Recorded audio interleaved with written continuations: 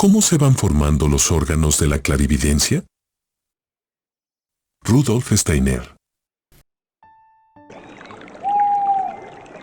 Primeramente, nos encontramos con un término que debemos comprender, descrito en el libro Cómo alcanzar el conocimiento de los mundos superiores, de Rudolf Steiner.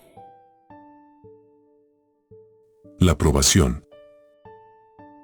La probación consiste en un cultivo bien definido de la vida afectiva y mental, mediante el cual los cuerpos anímico y espiritual quedarán dotados de sentidos y órganos superiores de actividad, de la misma manera que las fuerzas de la naturaleza proveen al cuerpo físico de órganos plasmados de la informe materia viva.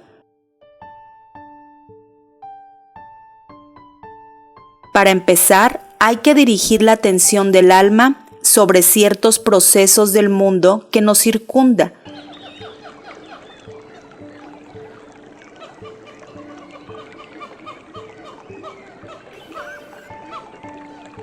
Tales procesos son, por una parte, los de la vida que germina, crece y florece, y por la otra, los fenómenos relacionados con el marchitamiento, la decadencia y la muerte.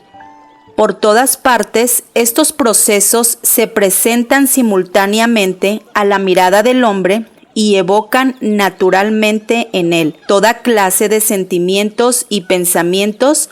Sin embargo, en circunstancias ordinarias, él no se entrega suficientemente a esos sentimientos y pensamientos, pues pasa con demasiada rapidez de una impresión a otra, en lugar de fijar su atención intensa y conscientemente sobre tales fenómenos.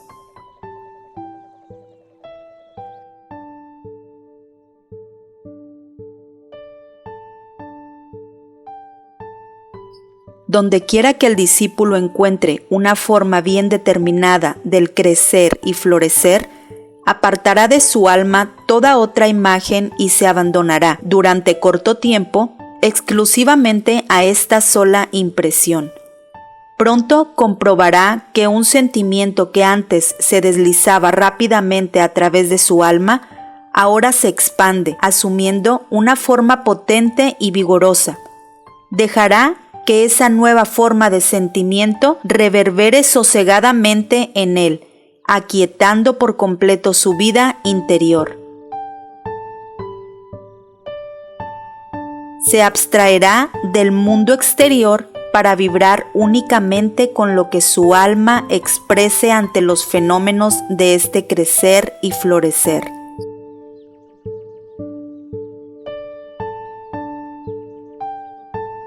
No deben esperarse resultados favorables si los sentidos se hallan distraídos con respecto al mundo. Primero, contémplense los objetos con tanta intensidad y nitidez como sea posible.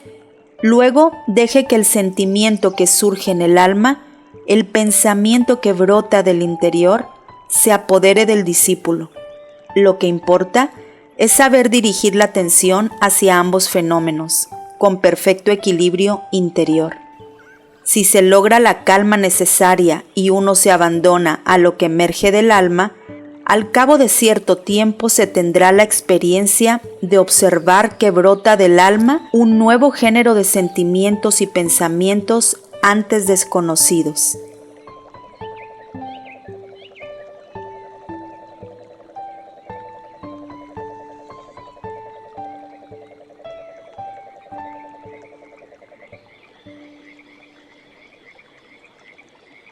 Cuanto más a menudo se preste atención sobre algo en proceso de crecimiento, de floración y de expansión, y alternativamente sobre algo que se marchita y muere, tanto más vívidos se tornarán estos sentimientos.